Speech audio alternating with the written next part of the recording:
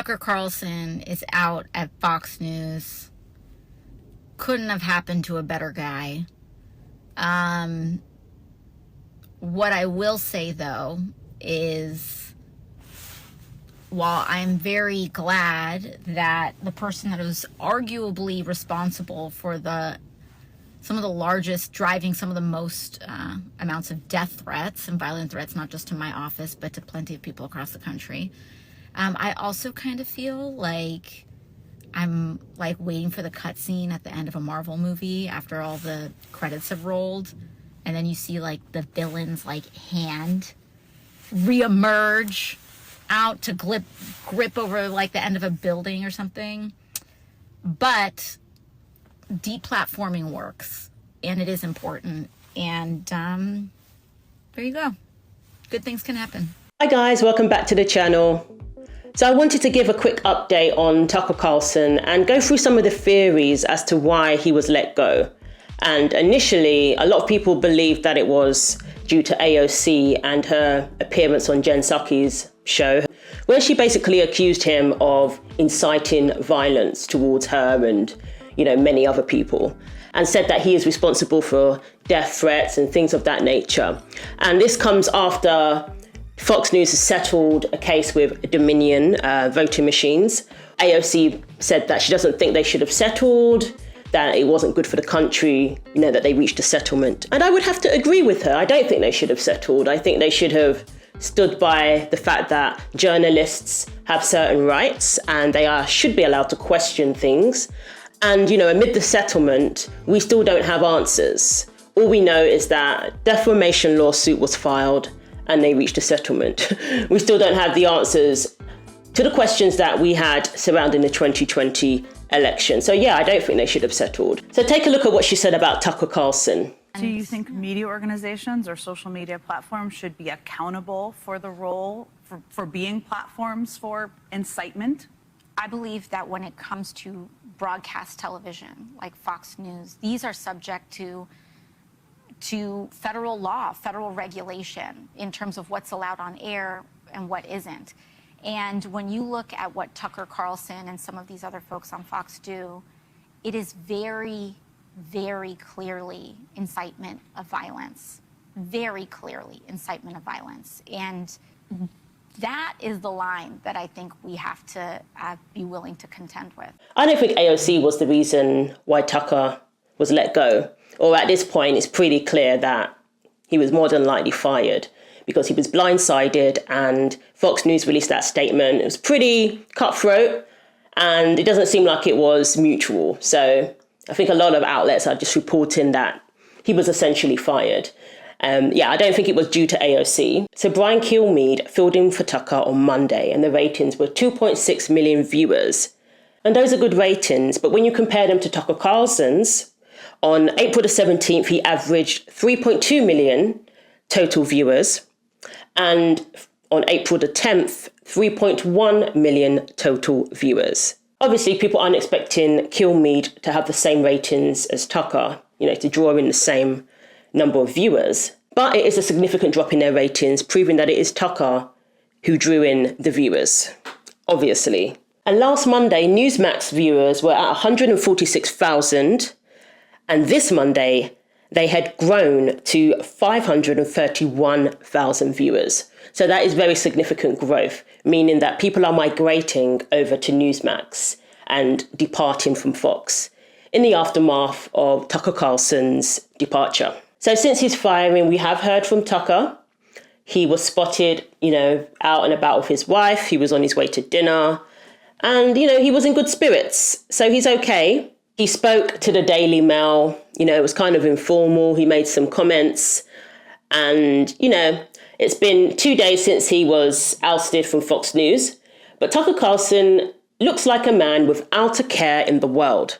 The TV firebrand shrugged off the media storm and insisted he was more interested in enjoying a romantic date with his wife, Susan, as he broke his silence in an exclusive chat with dailymail.com.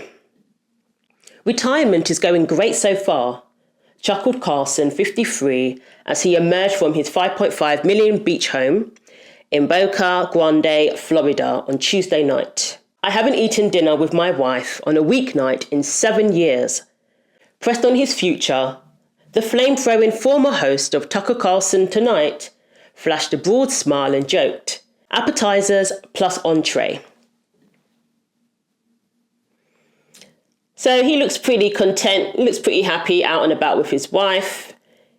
He's living his best life. He doesn't seem to be suffering. He doesn't seem to be distraught.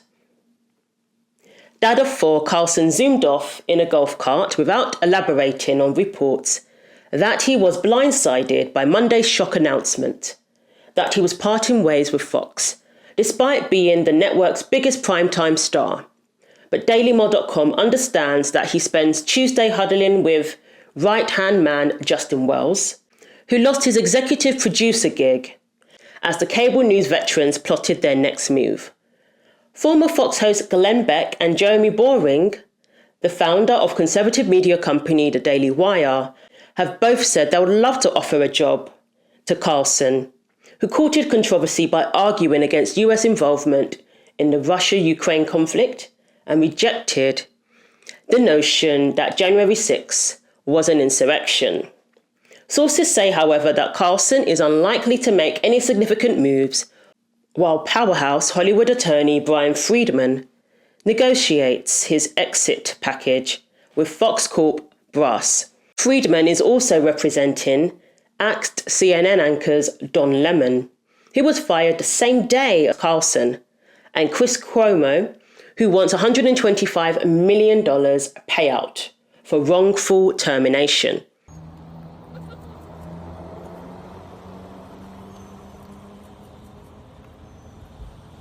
We know that Tucker Carlson is going to have a great future. He's going to have many offers. I'm sure in the next move he makes, he's going to want to be on a platform that allows him to say what he wants to say without any restrictions, without having to play the game.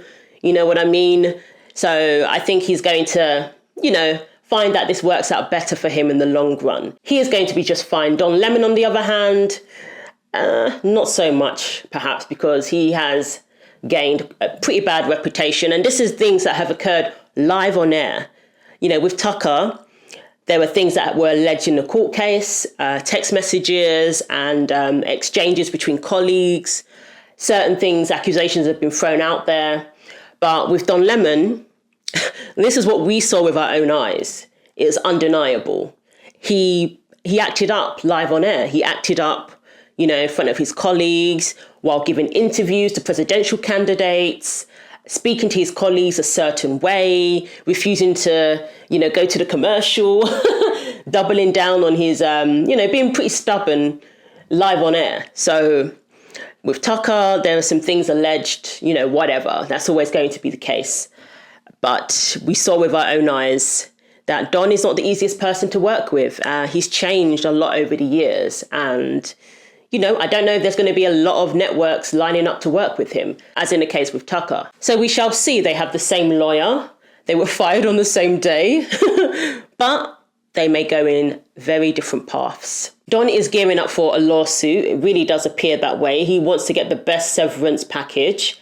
Initially, he said that, they blindsided him and didn't even have the decency to speak to him in person. But CNN denied that. They released a statement themselves on Twitter saying that he was given the opportunity to sit down with executives, and come and have a meeting before he was fired, but he declined. So we shall see how that works out. And then we have Matt Walsh on Twitter alluding to why he thinks Tucker was fired. And he says it's because of Tucker's religious beliefs. He said, Fox hired Caitlyn Jenner because he's trans and fired Tucker Carlson because he's religious. That's your conservative news network. And in Vanity Fair, they said, Tucker Carlson may have been fired from Fox News after going too hard on the prayer talk, according to a new report in Vanity Fair. A source briefed on Fox Corp, Chair Rupert Murdoch's decision-making, said Carlson was ousted over remarks he made during a speech Friday night at the Heritage Foundation's 50th anniversary gala in Maryland, according to Vanity Fair's Gabrielle Sherman. The source said Carlson's speech was laced with religious overtones that were too extreme, even for Murdoch. During the address, Carlson called abortion child sacrifice, cast American politics as a battle between good and evil, and suggested the solution was taking 10 minutes a day to say a prayer about it. Wow, absolutely shocking. The source told Vanity Fair, that stuff freaks Rupert out. He doesn't like all the spiritual talk, the source said. So, I mean, that's interesting. It could be a combination, of things, obviously. I mean, maybe it's all of the above. Who knows? We know that he's doing okay, seems to be living his best life. Matt Walsh, believes it's due to him being religious or too religious. And, according to Vanity Fair, that was one of the reasons. So let me know what you think. Thanks for watching. I'll see you in the next video. Take care of yourselves.